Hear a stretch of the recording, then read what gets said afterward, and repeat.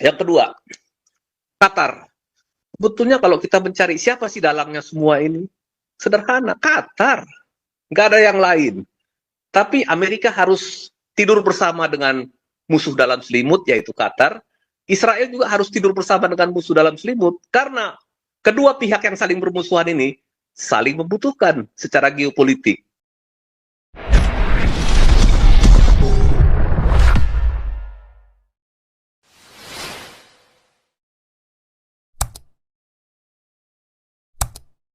Kan Bu Dora. Salam Pak Paul, salam semuanya. Untuk menambahin tadi apa yang dibilang Opung Toba itu benar. Bagaimana Israel kalah di dalam propaganda ya. Tapi betul yang kata Pak Paul, bagaimana Islam ini spesial Qatar dan Arab Brotherhood ini ya mempunyai kaki dua. Yang kalau Emirat Arab yang sekarang lebih kuat ya di dalam ekonominya adalah Qatar, karena pada saat ini Qatar penghasil minyak dan gas bumi yang paling banyak ya, dan ini Qatar ini termasuk salah satu investor di OPEC yang terbesar, sehingga Qatar ini semua negara banyak bergantung kepada Qatar ini di dalam grup LNG ya. Tapi betul ya kata Pak Paul, mereka seperti Kanada, Perancis ya, yang di bawah tangan ini Arab Brotherhood ini memberikan donasi ya untuk propaganda hoax. Satu yang mau saya bilang sama pendapat saya, di dalam teknologi semua Arab ini masih jauh di bawah standar. Ya, ini propaganda ini akan dikalahkan oleh teknologi apa yang dimiliki oleh Israel. Dan propaganda ini tidak akan menang pada bulan September, saya percaya propaganda ini. Karena yang memegang ekonomi dan teknologi adalah orang Israel. Dua tip ini yang mengalahkan nanti propaganda Islam ini. Karena Qatar tidak bisa bergerak tanpa engineer baik dari Amerika, Eropa, dari China. Dia tidak akan bisa menghasilkan minyak dan gas bumi yang dapat digunakan oleh manusia. Itu mesti ada refineringnya, pembersihnya bagaimana, di mana penyimpanan. Qatar tidak punya itu. Dan Qatar tidak punya teknologi itu. Ini September itu tidak akan terjadi. Karena dua ini saja yang saya rasa memang propaganda Israel akan kalah. Tapi di dalam sistem ekonomi dan teknologi, Israel punya skill untuk itu mengalahkan itu. Itu saja Pak Paul. Lanjut yang lain.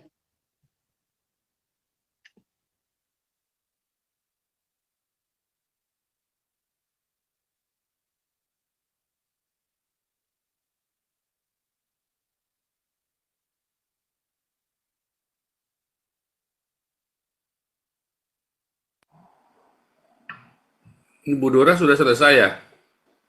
Oke, Maulere. Maulere, silakan. Shalom semuanya. Shalom, Pastor, shalom. nah ini kan kita mau kembali ke perjanjian Oslo ya Pastor. Bahwa perjanjian Oslo itu sudah tidak relevan, sudah tidak ini lagi lah istilahnya. Tidak sesuai karena perjanjian itu sudah dilanggar oleh Palestina. Kita nggak bicara Hamas ya Pak. Kita bicara Palestina. Bagaimana otoritas Palestina yang sudah diberikan kesempatan ya untuk two state solution, ya akhirnya nggak ada manfaatnya gitu loh. Jadi kalau saya pikir Israel mungkin sudah tidak mau lagi dengan two state solution itu. Karena bagaimana sih kalau bertetangga itu? Sekarang gini deh, Indonesia nih umpamanya dirudal atau negara apalah dirudal sama tetangganya. Ya ngamuk lah, semua pasti begitu. Cuman kan ini ada kepentingan agama yang dikait-kaitkan dengan situasi di Gaza itu. Ya, kita harus objektif lah bahwa two state solution adalah salah satu cara untuk menghancurkan orang-orang Yahudi ini. Saya pikir ya sudah, Arab-Arab ini juga kalau saya bilang karena nggak bisa menerima kenyataan dan tidak netral gitu loh. Kalau orang kita itu kan bicara, oh lu salah. Kayak kita mengkritik sesama Kristen aja. Kita berani loh, tapi mereka nggak mau. Kalau mereka tuh begitu, sesama Muslim saling baku sayang. Tapi kalau di luar Muslim, ya kita gimana lah. Itulah gambaran daripada two state solution ini jangan sampai ada untuk di Jazirah di Israel ini.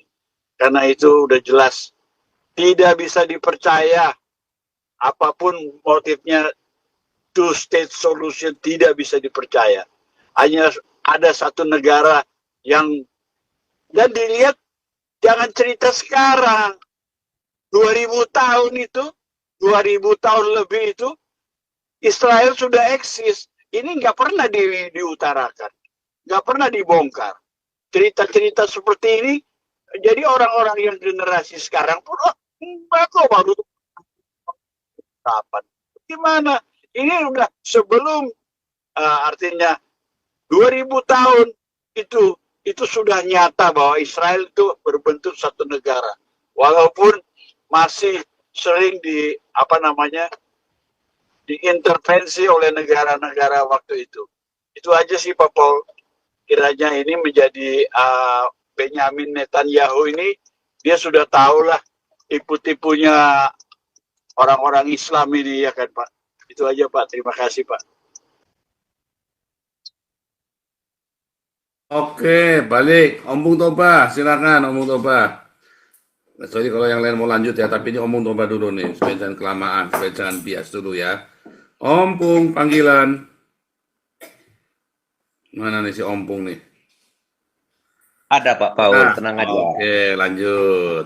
Jadi begini, sebetulnya dengan perjanjian Oslo, two state solution itu sudah tercapai sebetulnya Pak Paul. Jadi itu sudah dilakukan. Tetapi pasca perjanjian Oslo, otoritas Palestina, Yasser Arafat maupun Mahmud Abbas tidak pernah melanjutkan perundingan. Ada beberapa hal yang harus dibicarakan dalam perundingan. Ketika misalkan Palestina menjadi satu negara. Pertama, apakah Palestina perlu memiliki angkatan perang? Itu satu. Ya.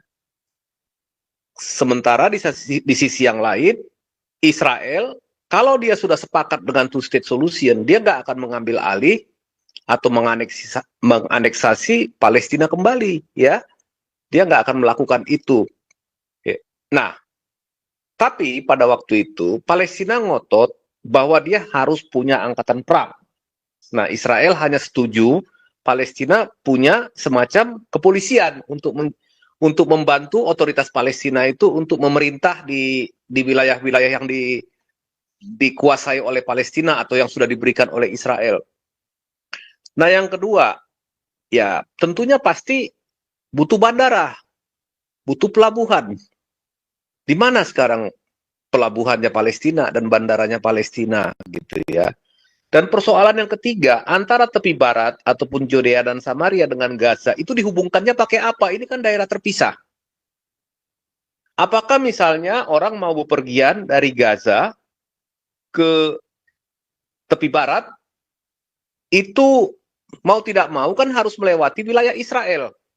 Nah, apakah harus periksa paspor dan lain-lainnya gitu ya. Jadi ini juga banyak hal yang harus dibicarakan. Masalah kontrol keamanan, masalah administrasi, dan satu lagi yang kita harus ingat.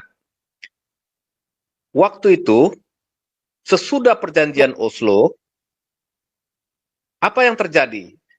Ini kan sudah pengakuan dua negara sebetulnya, tapi belum secara definitif penuh. Yang terjadi adalah Israel semakin tidak aman. Terjadi Intifada 1, Intifada 2, dan beberapa serangan teror yang lain. Ditambah 2006 atau 2000 berapa itu Gaza jatuh ke tangan Hamas. Terjadi beberapa kali serangan ya operasi militer ketika Hamas meluncurkan rudal-rudal ataupun roket dari Gaza ke Israel. Nah, jadi artinya apa? Berdasarkan pengalaman ini, Israel sudah tidak percaya kepada Palestina. Kalaupun dia memberikan tanah Gaza dan memberikan tanah ya hampir separuh atau 2/3 ya tanah Yudea dan Samaria kepada Palestina, tetapi Israel tidak mendapatkan keamanan. Nah, ini yang menjadi persoalan. Nah, di sisi yang lain, pimpinan-pimpinan Palestina ini menggunakan perjanjian Oslo itu semacam perjanjian Hudaibiyah. Oke, nanti teman-teman bisa browsing apa itu perjanjian Hudaibiyah. Di mana ya ketika terdesak maka akan ada perjanjian damai gitu ya. Tapi kalau sudah kuat, mereka akan memusnahkan Israel. Nah, ini yang juga harus dijaga, dan Israel sudah tahu persis itu kira-kira arahnya kemana. Makanya Israel tidak pernah menyetujui solusi dua negara sesudah gagalnya perjanjian Oslo. Nah, kemudian kalau diadakan survei di kalangan rakyat Palestina, apakah rakyat Palestina setuju dengan perjanjian solusi dua negara? Bukan. Bukan itu yang diinginkan oleh rakyat Palestina. Rakyat Palestina mau hanya ada satu negara, yaitu negara Palestina dengan hukum, ajaran ideologi tertentu. Ya. Jadi nggak boleh ada orang Yahudi, nggak boleh ada negara Israel. Itu yang ada dalam pikiran mereka. Makanya Mahmud Abbas tidak melanjutkan perundingan perdamaian dengan Israel. Bagaimana apa yang harus dilakukan pasca perjanjian Oslo? Yasser Arafat juga tidak. Jadi mereka hanya menggunakan perjanjian Oslo ini sebagai semacam perjanjian Hudaibiyah yang modern gitu, untuk memperoleh pijakan guna menyerang Israel dan merebut wilayah Israel di masa yang akan datang. Dan terbukti apa yang dilakukan oleh Hamas di Gaza sekarang di tanggal 7 Oktober ini. Itu terbukti gitu ya. Nah, tapi dulu karena desakan internasional serba salah. Jadi pemerintahan Ariel Sharon, Yitzhak Rabin, kemudian juga yang lain-lainnya ya, Ehud Olmert, mau tidak mau ya terpaksa. Kenapa? Karena desakan dunia internasional. Cara ini digunakan lagi sekarang dengan apa? Dengan seminar bulan September yang akan datang. Ya, semua berpura-pura mengutuk Hamas supaya Israel mau mengendorkan apa?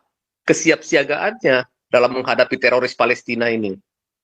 Semua seolah-olah ini suatu hal yang aneh di mana tiba-tiba semua negara Arab mengatakan bahwa Hamas bersalah gitu. Apakah ini kesadaran murni? Saya kira saya juga meragukan gitu, bahwa ini adalah kesadaran murni daripada negara-negara ini. Mereka kenapa melakukan ini? Mau menyelamatkan Hamas dari kehancuran. Ya, kalau enggak sudah habis. Kenapa? Israel sudah sampai keputusan akan menganeksasi kembali, karena dia lihat peluang untuk mendapatkan ke-20 sandera ini dalam keadaan hidup tanpa melalui perundingan itu kecil sekali, ya. Kalau tanpa melalui perundingan dan melalui operasi militer. Tetapi Hamas memang tidak berniat mengembalikan sandera. Mereka mau kayak semacam inilah. Sandera ini seperti apa ya? Seperti kalau kita bilang itu, dimana kalau di kampung dulu kan ada yang namanya kerbau, dikasih sesuatu di hidungnya, ditarik ke sana dia mau. Sandera ini adalah menjadi alat Hamas untuk mengendalikan negara Israel. Dan sampai kapanpun ini nggak akan dilepas. Baik itu yang masih hidup maupun yang sudah mati. Dan Netanyahu maupun siapa si Trump sudah tahu situasi ini. Makanya solusi yang berikut adalah bagaimana Israel harus menyelamatkan generasi muda Israel di masa yang akan datang. Ya, harus menyelamatkan negara Israel di masa yang akan datang agar tidak lagi mendapatkan serangan seperti tanggal 7 Oktober. Caranya bagaimana? Hancurkan Hamas. Sudah nggak ada pilihan lain. Nah, ini kita lihat ini 2 hari ke depan ini. Apakah Steve Witkoff akan ada kemungkinan untuk berunding kembali dengan Hamas? Kalau Hamas mau berunding, mungkin operasi militer tertunda dulu gitu. Tetapi kalau Hamas tidak mau berunding, kemudian Hamas menggunakan hasil seminar yang sekarang di PBB ini dan alat dukungan dari Kanada, Prancis dan Inggris ini untuk mendapatkan hadiah cuma-cuma. Jadi serangan 7 Oktober itu mendapatkan ganjaran dari siapa? Dari PBB dan ketiga negara ini, bahwa dengan melakukan serangan 7 Oktober itu Hamas harus beri hadiah. Hadiah apa? Ya, hadiahnya adalah ya diberikan bantuan humaniter, diberikan kesempatan untuk hidup tanpa harus melepaskan sandera yang tersisa gitu. Nah, ini yang sebetulnya yang kadang-kadang masyarakat dunia kurang paham seni bernegosiasi, seni tipu daya dalam perundingan. Ini yang kurang dipahami oleh publik di dunia ini, terlalu lugu gitu dengan tipu daya yang seperti ini. Tetapi saya kira Netanyahu dan Trump itu sudah paham ini situasinya. Jadi mereka memang tidak mau datang dalam seminar yang kemarin itu. Nah, yang kedua ya cacat hukum lah. Kapan pernah ada negara Palestina, bahasa Palestina, Sultan Palestina? Pernah ada nggak sejarahnya mereka pernah berdiri? Batas negaranya di mana? Kalau Sultan Ottoman ada. Ottoman menjajah Transjordania, ya, menjajah tanah Kanaan itu ada. Tapi pernahkah tanah Kanaan itu menjadi bagian wilayah dari bangsa atau negara Palestina? Gak pernah ada. Palestina ya adalah Arab pendatang di tanah perjanjian. Nah, ini yang menjadi persoalan. Yang kedua, Qatar. Sebetulnya kalau kita mencari siapa sih dalangnya semua ini, sederhana, Qatar. Nggak ada yang lain. Tapi Amerika harus tidur bersama dengan musuh dalam selimut, yaitu Qatar. Israel juga harus tidur bersama dengan musuh dalam selimut, karena kedua pihak yang saling bermusuhan ini saling membutuhkan secara geopolitik. Amerika butuh Qatar untuk menghadapi Iran, Israel juga demikian. Jadi kita mau ngomong apa dengan situasi yang ini, yang kita lihat ini? Nggak bisa apa-apa. Ya, sebetulnya gampang. Kalau Amerika berani, ancam udah langsung, tekan pemimpin Qatar untuk menangkap seluruh pimpinan Hamas yang ada di Doha. Selesai perang pasti, saya kira selesai. Tapi berani nggak Amerika menekan Qatar seperti itu? Saya kira Amerika nggak berani, Pak Paul. Oke, silakan Pak Paul, lanjut.